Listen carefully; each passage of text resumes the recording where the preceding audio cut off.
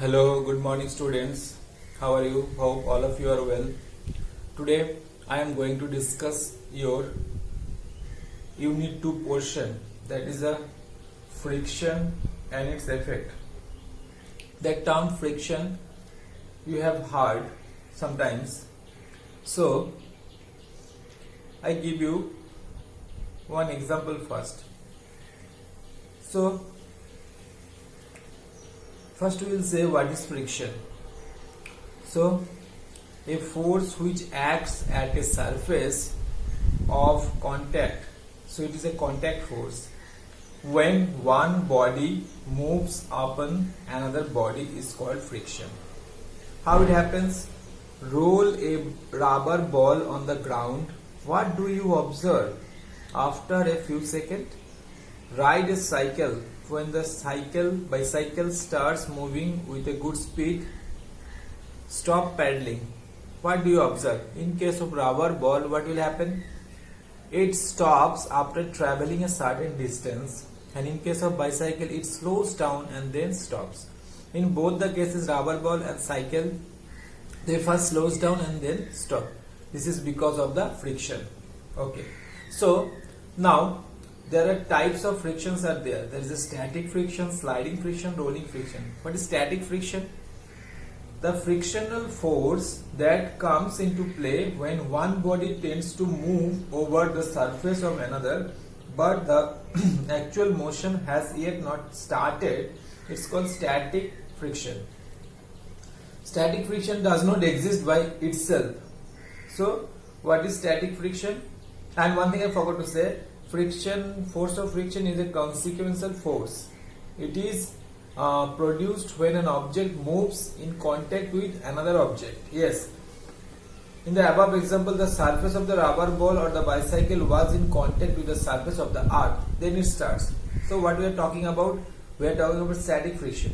Static friction, frictional force that come into play when one body tends to move over surface of another body, but the actual motion has yet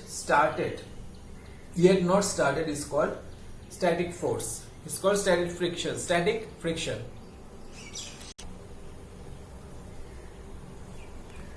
When it comes into play, the moment there is an applied force. Next is when we gradually increase the force applied on a body, a stage is reached such that resultant force on the body is zero. The body remains stationary. Yes, but it is just about the slide or roll over the surface. At this stage, the force of friction acting on a body is called static friction. Static means it is in stationary, in stable position. Then sliding friction and rolling friction. So sliding friction is what? The frictional force that comes into play when one body is moving is actually sliding over the surface of the other body is called sliding friction. It is equal to the force required to keep the body in motion over the surface. The sliding friction is less than the static friction. Yes. For example, when a block of wood is moved over the flat surface of a table, it opposes force is known as sliding friction. And rolling friction, the frictional force that comes into play when one body is actually rolling over the surface of the other body is called rolling friction. Okay. So for example, when a wheel or a sphere or a cylinder rolled over the surface without slipping, the opposite force is known as rolling friction. So friction has some effects also. When an object moves in contact with another object, the consequential force, that is the frictional force, can produce the effect. One, friction opposes motion. That is the most important. Friction produces heat. Friction causes wear and tear. Very, very important. This point is very, very important. Friction causes wear and tear. What is it? Try to compare the sole of your new shoes with old shoes. You will notice that soles of old shoes are worn out, it is because when we walk, materials of the sole wears out due to friction. Yes, so slowly it is wears out due to friction. Similarly, the tires of cycle and automobiles wears out due to friction. It happens. If you observe, you will get this one. Okay. Friction has some advantage also and disadvantage also. Now I will tell what are the advantages and what are the disadvantages. Friction has advantages. What advantages? There are many advantages given. I am tell you some advantages. One of the major advantages is the writing on a paper with pencil or pen is possible on account of friction. Otherwise, it is not possible to write in a paper with a pen or pencil, because it does not allow the pencil or pen to slip over the paper. This is because of friction. The moving vehicles such as bicycle, car, scooter, etc. can be slowed down and stopped due to the force of friction. Yes, this is very important. Slowed down, this is due to the force of friction between the brake shoes against the moving wheels or rims. Otherwise, it is not possible to stop. Another example is given that we will not be able to walk if there is no friction between the soles of our shoes and the ground. Very important. Instead, we will slip. It is the force of friction which helps us to push the ground backward, and hence we move in forward direction. It is for the same reason that it becomes difficult to walk on highly polished floor or wet ground or sand, as they offer less friction. Because of the less friction, there it is very difficult to walk, and will not be able to walk if there is no friction between our soles and our soles of our shoes and on the ground. So these are the advantages of friction. Similarly, friction has some disadvantages also. What are the disadvantages? The mostly important, friction wears out the soles of the shoes. Friction wears out the soles of the shoes. It wears out the tires of all kinds of vehicles. Yes, very important. The soles of shoes or tires need replaced from time to time. That's why you need to replace these things. Friction wears out the moving part of a machinery. Thus, moving part needs replacement from time to time. So, friction wears out the moving parts of machinery. Thus, the moving part needs to be replaced time to time. Friction generates heat. That is very important. Friction generates heat. Therefore, it causes wastage of energy also. Yes, friction of force of friction increase there with weight of the object. So, it increases with the weight of the object. Thus, we have to spend a lot of energy to move heavy object. Correct. So, it is related to weight of the object. So, weight of the object increases. So, in that case, we need to spend lot of more energy to do the work. Now, how to reduce the friction? How to reduce the friction? One of the very common phenomena is there, that if we have observed fish or bird when in flight, we will notice that their body is in narrow shape in front and gradually broaden till they again become narrow in the tail. So, if you observe fish or if you observe bird, their body shape is called streamlined body shape, streamlined shape. That's why, which helps them to fly, offer minimum force of friction, which helps them to offer minimum force of friction. Their body shape is called streamlined shape. So that's why they in air or water they can easily move, and they can move faster. So copying the animals, their shape, we have designed aeroplanes, ships, boats, rocket, cars, etc. have a streamlined shape. This streamlined shape What is the advantage? It experiences least force in air and water, hence it helps to reduce friction. Okay, this in turn helps them to move faster without any increase in the fuel consumption. Without any increase in the fuel consumption, it can move faster and it will experience less friction. Polishing a rough surface, smoothen irregularities on it. The smooth surface in turn offers very less friction. Yes. For example, carom board are highly polished, so as they reduce friction. Correct.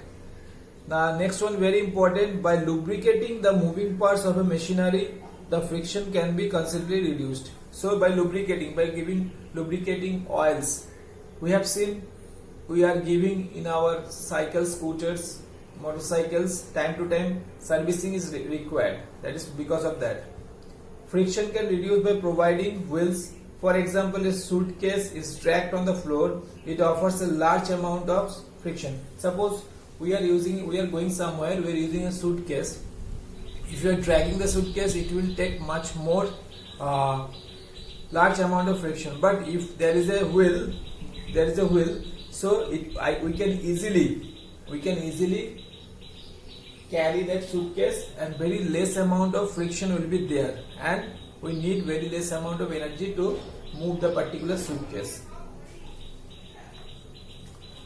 Another example, ball bearing consists of small steel ball. When these steel balls are placed between two cylindrical moving surface, they reduce the friction. Ball bearings we have seen many places, bicycles, scooters, cars, trucks, electric motors, everywhere we have seen already. Now there is another option is there, how to increase friction. Method of increasing friction. The soles of shoes of athlete and mountaineer are provided with spikes and grooves. These spikes increase friction and prevent slipping.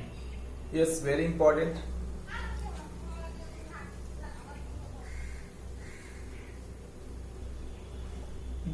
Tires of all kinds of vehicles are provided with deep grooves so that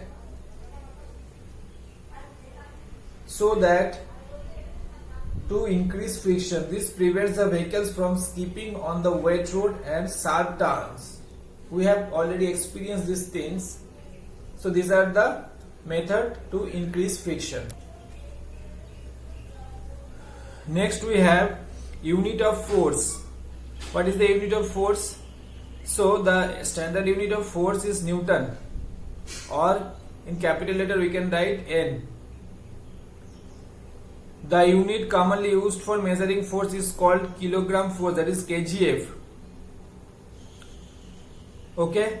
In other words, force of gravity acting on 1 kg of mass is 1 kgf. And normally we can say that the SI unit of force is Newton. If we spell, then we write small NEWTON or in symbol capital N. 1 kgf equal to 1000 gram force. 1 kgf equal to 1000 gf. 1 kilogram force equal to 1000 gram force. Now spring balance. Spring balance is what? A spring balance consists of a special spring. It is enclosed in metal case having a shield cut at its center along its length. So this is a picture of a spring balance. The description is given. The article whose weight is to be found out is attached with the hook. With the hook, you have seen sometimes those who are delivering gas cylinders, they are having this kind of things. So, and they can take the weight of the particular object. So it will be attached and it will be pulled upwards. So due to the gravitational pull, the spring gets stretched. It will be stretched. The weight of the article is read from the position of the pointer. From the pointer position, it will be moved. So we can take the weight of the particular object. Next we have magnitude and direction of a force. A force can be large. A force can be large or small. The magnitude tells about the how long or how small the force is. So the amount of strength of a force is called its magnitude. You can say the magnitude in the sense is the value of the value.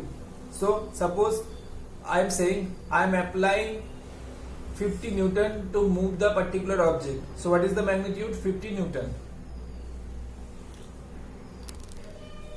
Next, what thing is given? Adding a force. Suppose two boys are pulling that cart particular. This particular boy is applying 200 Newton. He is also applying 200 Newton. If it will be in the same direction, then both the value will be added. If it will be the opposite direction, then it will be cancelled. The resultant force is here 0. The resultant force here 0 because the opposite direction, equal force. They are pulling with the equal force in opposite direction, so net force or resultant force will be 0. And they are applying the same thing but in the same direction, that's why it will be added. It will be 400 Newton. Suppose this boy is having a 300 Newton and 200 Newton, so resultant force will be 100 Newton, and towards this boy A is pulling this direction. So these are called resultant force, and there are 3 conditions according to direction. So students, these are the explanation of the chapter. Hope you will study the chapter well, and if you have any doubt, any query, please consult with me. Thank you very much. Goodbye.